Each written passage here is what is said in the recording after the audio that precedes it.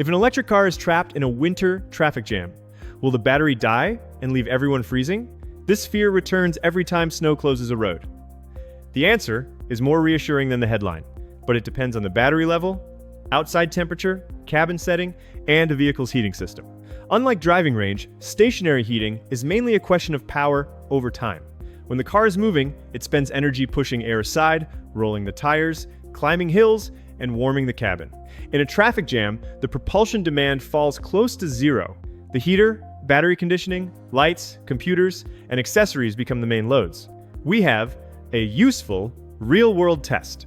The German motoring organization ADAC placed a Renault Zoe and a Volkswagen e-up in temperatures between -9 and -14 degrees Celsius for 12 hours.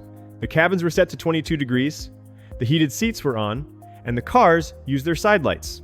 After 12 hours, the Zoe had used about 70% of its battery, and the e-up about 80%. ADAC calculated average electrical demand of roughly 3 kilowatts for the Zoe and 2 kilowatts for the e-up. From a full battery, that implied around 17 hours for the Zoe and 15 hours for the e-up under those test conditions. Those figures are not a promise for your car. They came from two specific vehicles, a specific temperature range, and a comfort setting of 22 degrees. A larger cabin, strong wind, colder weather, an inefficient resistance heater, battery warming, or a low starting charge can change the result.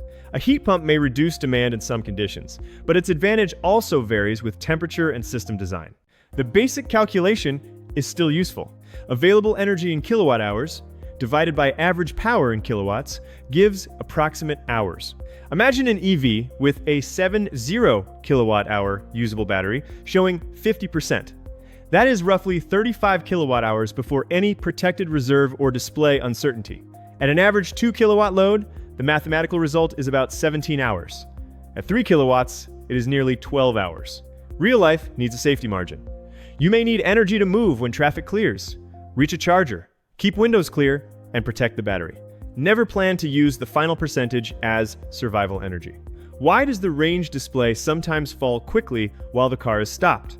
The car is consuming energy, but covering no distance. So, a range estimate expressed in kilometers must go down. That looks dramatic, even when the actual energy use per hour is manageable.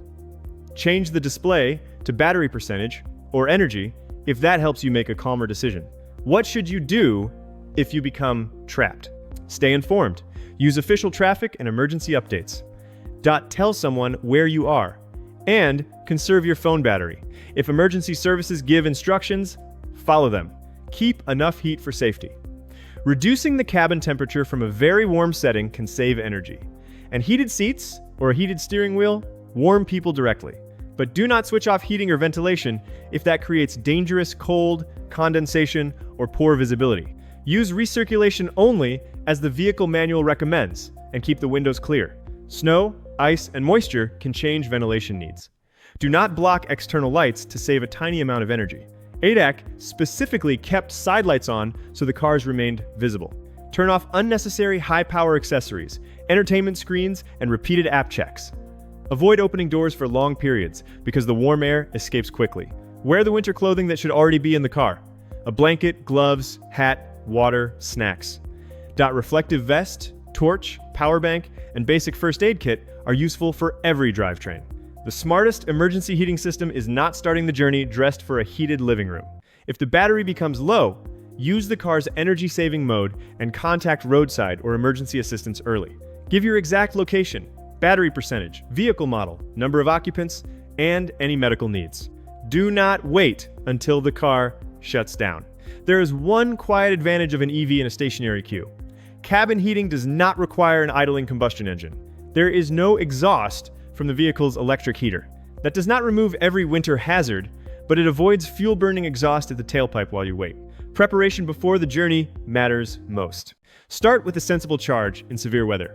Preheat while plugged in so the initial cabin, and where supported, battery warming comes from the grid.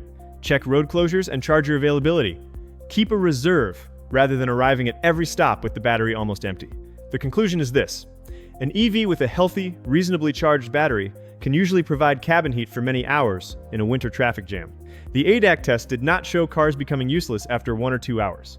It showed around 15 to 17 hours from full under severe but defined conditions. The real danger is beginning a difficult journey with very little energy and no emergency preparation. What winter equipment do you keep in your car? Share your essentials in the comments.